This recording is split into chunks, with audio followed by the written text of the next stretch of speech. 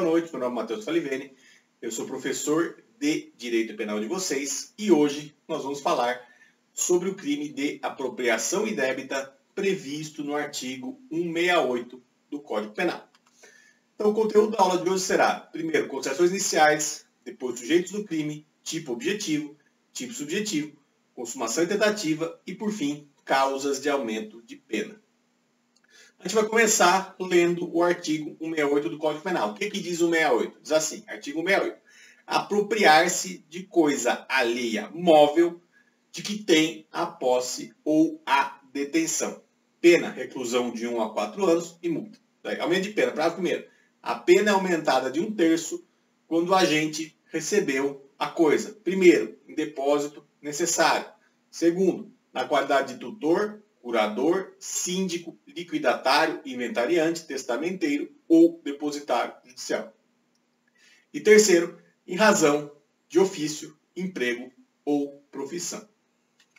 Primeiro, considerações iniciais, né? O crime de apropriação indébita, previsto no artigo 168, evidentemente é crime contra o patrimônio, já que inserido nesse título, né, do Código Penal, então é um crime contra o patrimônio, ele se volta contra o patrimônio alheio.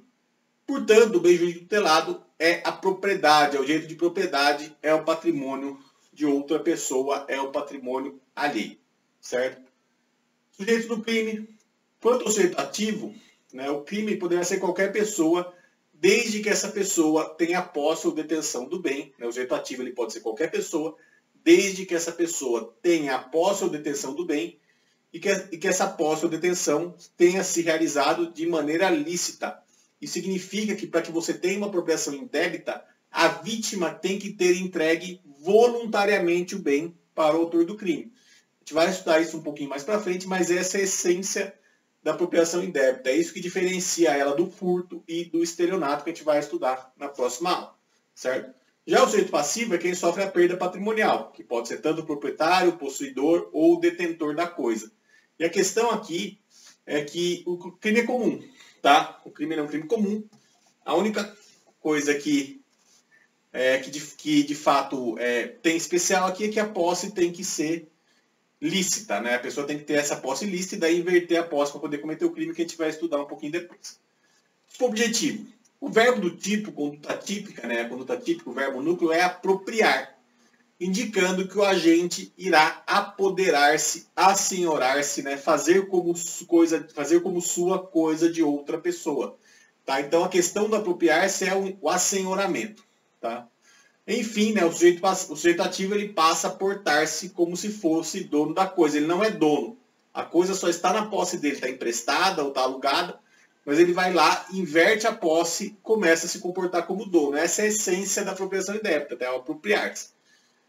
Porque ela disse, né, a apropriação indébita é crime que se aperfeiçoa por conta da quebra ou violação de uma confiança, tá? Já que a vítima entrega a coisa ao agente por livre e espontânea vontade. Tá? Então a questão da apropriação indébita é quebra de confiança. Então, por exemplo, eu alugo meu carro para o Joãozinho. Daí o Joãozinho pega e, sem eu saber, revende meu carro. Quer dizer, eu entreguei para ele de boa fé. Né? Porque eu achei que ele fosse me devolver depois. E o que ele fez, ele quebrou minha confiança e acabou vendendo bem. Mesma coisa, sei lá, eu empresto meu celular para o fulano, ele pega e dá para outra pessoa. Ele quebrou minha confiança. Então a ideia da apropriação indébita é você ter essa quebra de confiança. Por quê? Eu entrego em confiança para a pessoa, depois ela faz o quê? Ela recebe o bem, ela inverte a posse e fica com o bem. Tá?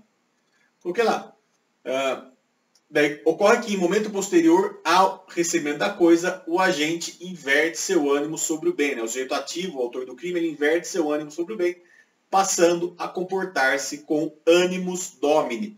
Né? O animus domini é comportar-se como dono da coisa.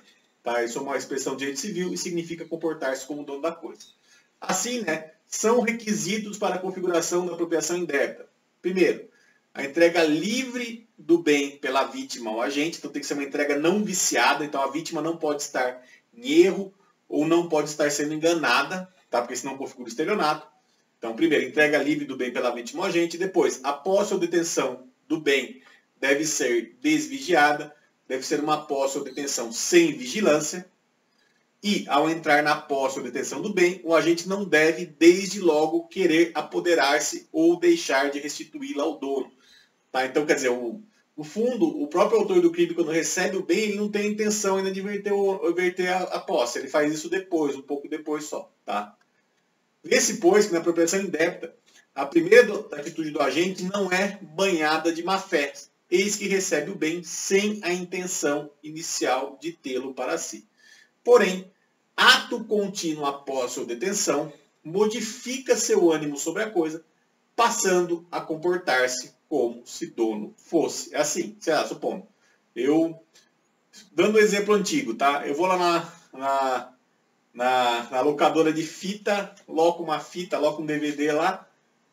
Eu loquei pensando em depois restituir. Mas eu falo, não, vou ficar para mim com esse DVD. Gostei muito, vou ficar com ele para mim. Aí você vai ter um crime de apropriação indébita.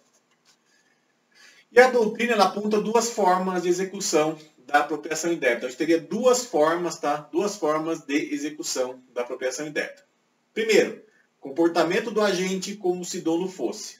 Nesse caso, ato seguinte ao recebimento da coisa, o agente passa a ter atitude típica de dono, dispondo da coisa ou dela se utilizando como se lhe pertencesse. Essa aqui é a apropriação indébita propriamente dita. Tá? Ele recebe a coisa, depois inverte o animus domini. Essa é a apropriação indébita propriamente dita. Mas a gente tem também a chamada negativa ou recusa de restituição da coisa, que ocorre quando o legítimo proprietário da coisa a pede de volta e o agente nega-se a restituí-la, o que caracteriza a chamada negativa de restituição. E aqui é para aqueles casos em que você tem um aluguel ou um empréstimo sem tempo. Tá? Então, supondo, eu empresto lá meu livro para o fulano e vou deixando. Daí eu ligo um dia para ele e falo, fulano, devolve meu livro. Ele fala, não vou devolver. Isso é negativa de restituição e pode configurar a apropriação indébita também. Tá?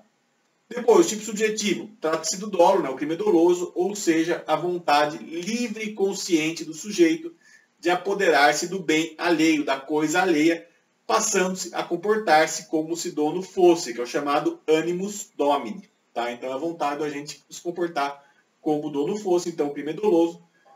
Daí coloquei, disse que o dolo, né, a doutrina fala que o dolo somente deve ser posterior ao recebimento da coisa. Por quê? Assim não sendo, estaremos diante de um possível estelionato. Então, se a entrega é feita de má fé, se o autor do crime ele engana a vítima, nós vamos ter estelionato e não apropriação indébita.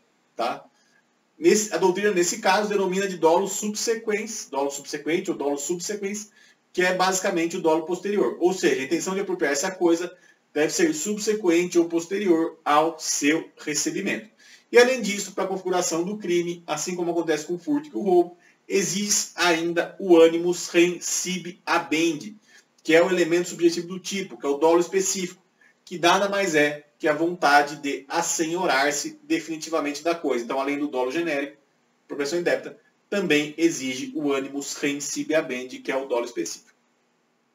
Depois, consumação e tentativa. Consuma-se a apropriação indébita com a efetiva inversão do ânimo do agente sobre a coisa entregue para a vítima. Então, na hora que ele inverte esse ânimo, consuma o crime de apropriação indébita. Tá? Tem uma discussão se ele é material, se ele é formal, mas aqui não importa. A questão é que no momento que ele inverte o ânimo sobre a coisa, está configurado o crime. A questão é que na prática é difícil você aferir qual foi esse momento.